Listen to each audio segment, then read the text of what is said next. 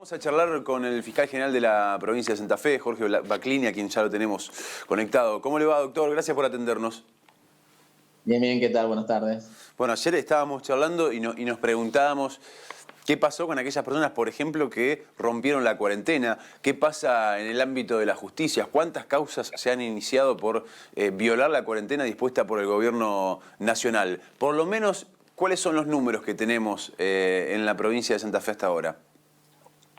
Sí, la cantidad de causas que se han generado superan las 20.000, que es un poco el número, no ha variado tanto desde las últimas semanas, porque bueno, el cambio de fase ha generado, digamos, de que nos manejamos en un número que es cercano a las 20.000, un poquito más quizás. Pero bueno, ese es el número que tenemos.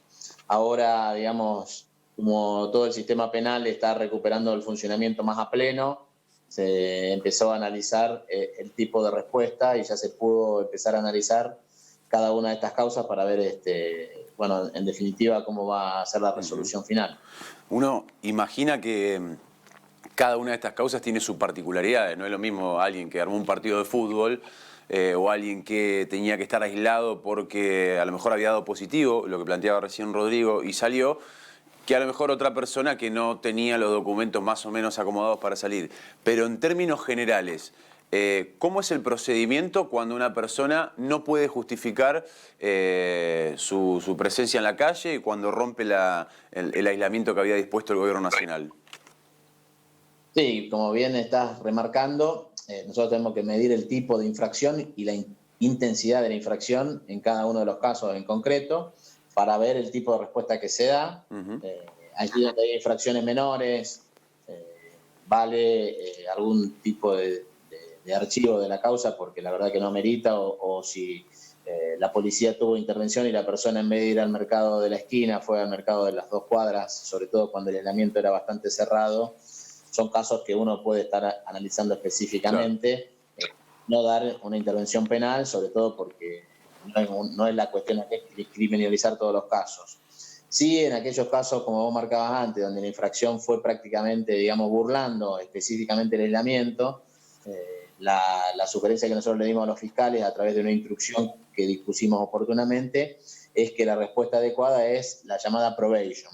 La probation es la suspensión del procedimiento a prueba, que está regulado en el Código Penal y en el Código Procesal Penal de nuestra provincia, y que regula un poco la suspensión de la persecución penal durante un lapso, y durante ese lapso se somete a la persona a un periodo de prueba. Este periodo de prueba es fundamentalmente en estos casos hacer o realizar trabajos comunitarios, y también incorporamos lo que son donaciones para la compra de equipamientos en el Ministerio de Salud para poder dirigir una política más a todo lo que es el área de salud en el trabajo con el COVID. Y se suspende durante un lapso que va de 1 a 3 años, según la intensidad también de la infracción, y luego de eso la causa sí se cierra. En algunos casos de menor intensidad, que no corresponde tampoco al archivo, pero que tampoco corresponde a la probation, también está la posibilidad de aplicar lo que llamamos nosotros criterio de oportunidad, que específicamente se trabaja cuando no es significativa la afectación de la salud pública como bien jurídico, y se le da esta alternativa también al fiscal. Es decir, hay una gama de alternativas según el tipo de infracción. Algunas de las 20.000 causas estas que aproximadamente que usted mencionaba, ¿ya se resolvió? Digamos, ¿ya hubo un fallo al respecto? Sí, hay muchas causas que han sido ya resueltas, con probation, con la suspensión del procedimiento a prueba, tanto en la zona norte como en la zona sur de la provincia, y en las distintas fiscalías regionales ya hay varias causas que han sido resueltas. No son cuantiosas, pero ya hay varias causas que han sido resueltas. También hay que tener en cuenta que tenemos más de 2.200 autos secuestrados, también dentro del marco de todo lo que fue estos distintos decretos de aislamiento, algunos de los cuales también en algunos de los casos se corresponde la devolución, y en una tanda de casos estamos evaluando de ver si correspondería lo que se llama decomiso y ingresaría dentro de lo que es la aplicación de la probation. Esta es otra de las alternativas que también está dando vuelta como tipo de sanción que se puede aplicar, pero bueno, estos serían casos ya bastante más extremos donde la infracción haya sido de mucha intensidad, de mucha gravedad, y que nos autorice a este tipo de respuesta.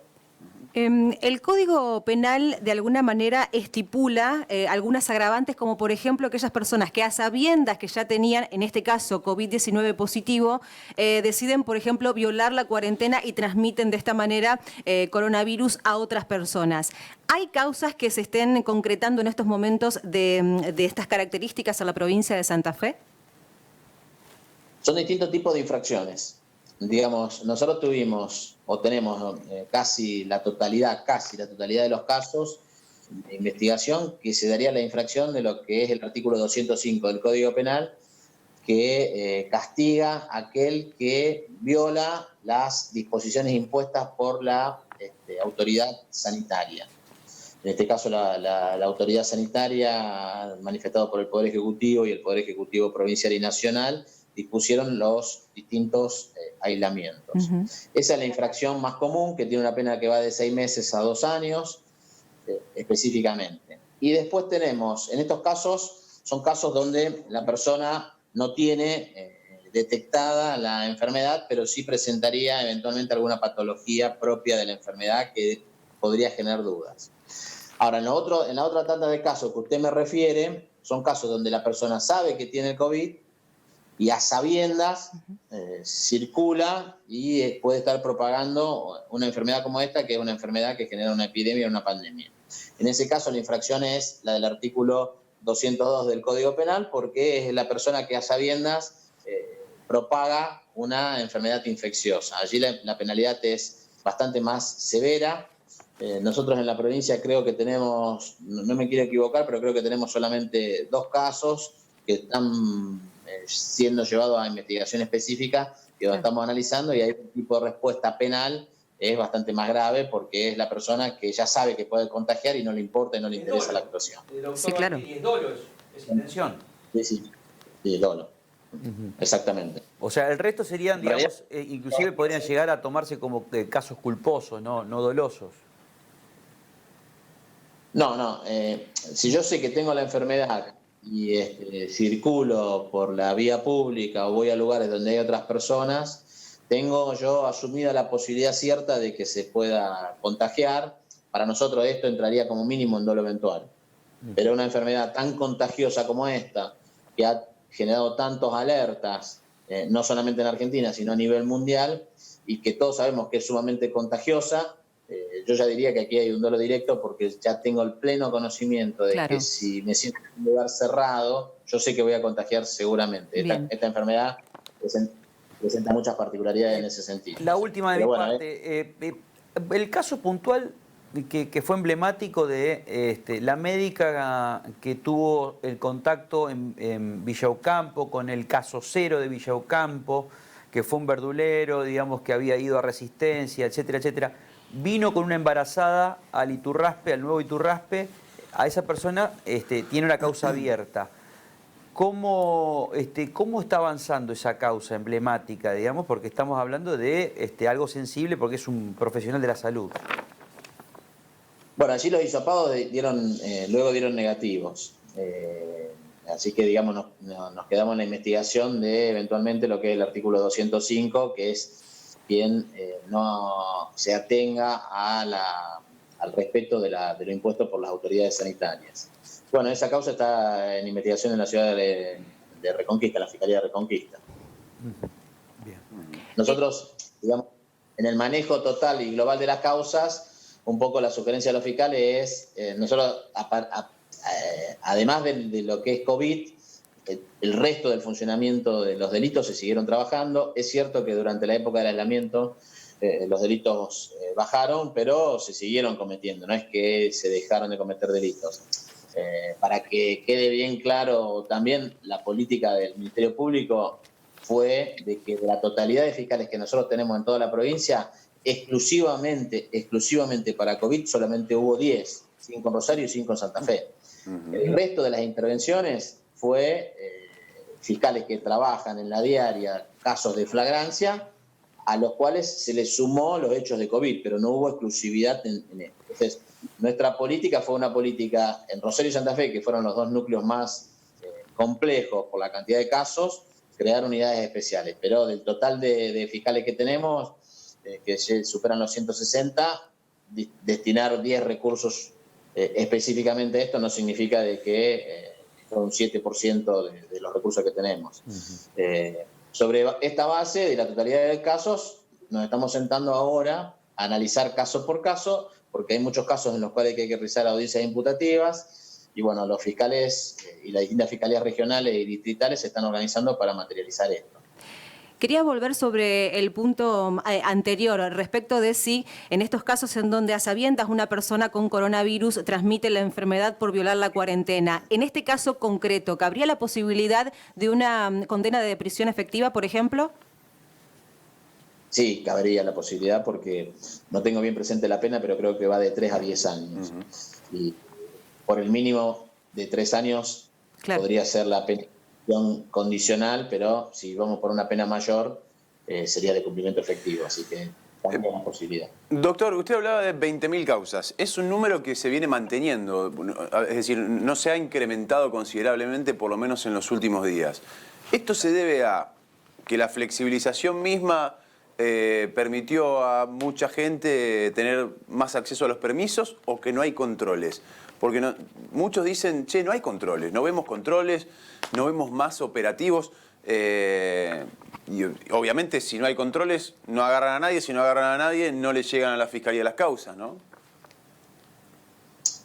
Aquí hay una situación que se fue cambiando de fase, se salió de la política de aislamiento y se pasó, digamos, a una visión de lo que es el distanciamiento social, es decir, que hay mayores autorizaciones a que la gente esté circulando. De hecho, digamos, se ha generado la actividad física, se han autorizado las actividades familiares y grupales, digamos, de salida, con bastantes restricciones.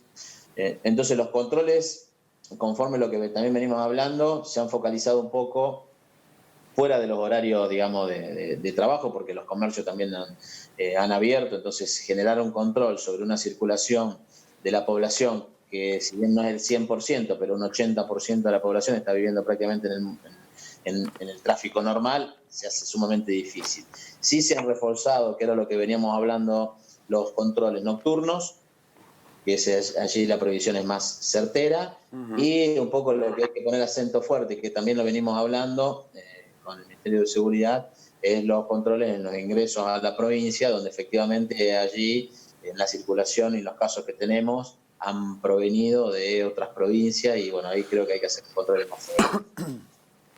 Doctor, ¿Galeano va a preguntar algo? Sí, voy a preguntar, tengo algunas preguntitas para Baclini. La primera, doctor, es la siguiente.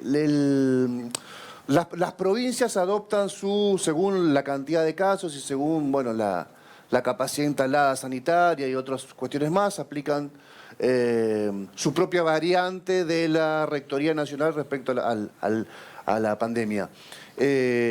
La autorización para, un caso bien concreto, la autorización para un evento social de hasta 10 personas, dice la autorización del Poder Ejecutivo Provincial. Hay que bajarse una aplicación indicando del domicilio particular al domicilio donde una persona va a terminar participando de esa reunión. Está claro que no pueden ser clubes, que no pueden ser vecinales, que no pueden ser otros lugares por el estilo.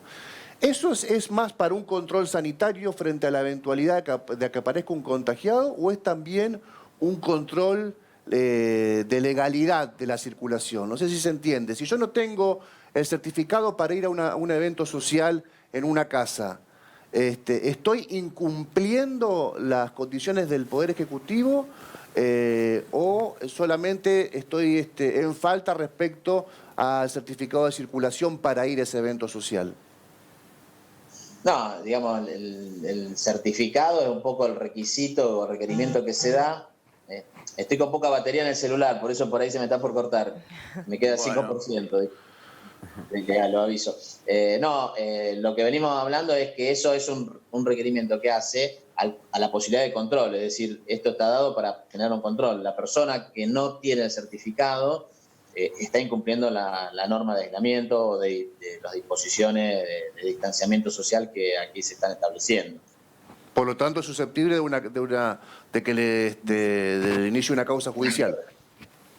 Sí, sí. ¿Y usted está de acuerdo con eso en términos generales? Mire, nosotros tenemos que ir viendo porque a veces estamos hablando de una documentación que termina siendo formal, pero si tenemos acreditado que la persona iba a un lugar y se cumplían en ese lugar los requerimientos, la verdad es que tenemos que decir que no hay delito. Claro, O sea, claro. el documento es una indicación formal y que hace a que la persona que controle sepa a dónde va, porque si no se hace muy difícil el control. Está establecido como un documento que hace a la verificación específica. Luego nosotros no estamos en la averiguación del delito solamente formal, sino que tenemos que ver que específicamente la persona haya infringido la norma, ¿no es cierto? Sí, claro, clarísimo, clarísimo. Y la otra muy cortita, dado la batería de su celular. Hasta ahora, digamos, se han vuelto a llevar adelante en el MPA las audiencias en el marco del nuevo sistema de enjuiciamiento penal que tienen alguna persona detenida o con prisión preventiva. ¿Cuándo se van a empezar a motorizar a todas las otras causas que son de interés público, por ejemplo, y que como no tiene la gravedad para una prisión, la posible pena, todavía están en pausa o en stand-by? ¿Cuándo cree usted que puede volver a funcionar con cierta normalidad el Ministerio Público de la Acusación en este sentido? Digamos, aquí ya se ha comenzado con juicios orales. Está bien, es cierto que con personas detenidas, pero esto significa que hay una reactivación ya más potenciada y algunos casos en los que no hay personas detenidas también ya se empezaron progresivamente. Yo entiendo que esto está sujeto a ver cómo viene la situación de la pandemia, porque todos sabemos también que en invierno existe la posibilidad de que esto se potencie, o sea que no está todavía muy definido. Pero bueno, nosotros ya vamos viendo que en la provincia estamos cercanos. En la ciudad de Rosario, por ejemplo, el target de audiencia va entre 60 y 70 y hoy ya están realizando 40 por día. Entonces ya se va acercando a la cifra cercana. En el peor momento de la pandemia estuvimos en 10 audiencias, luego se pasó a un estándar de 25, hoy ya estamos en 40, es decir que nos vamos acercando progresivamente a lo que es la cifra normal. Muchas de estas audiencias se están haciendo todavía vía Zoom y presenciales empezaron a hacer los juicios orales. Pero yo entiendo que si esto sigue así, en las próximas semanas tendríamos que estar normalizándonos a un 100%. Doctor Baclini, muchas gracias por su tiempo. No, gracias a ustedes. Aguantó la batería, ¿eh? Vio que encima las preguntas de Galeano son largas, dijimos no va a aguantar, Aguantó.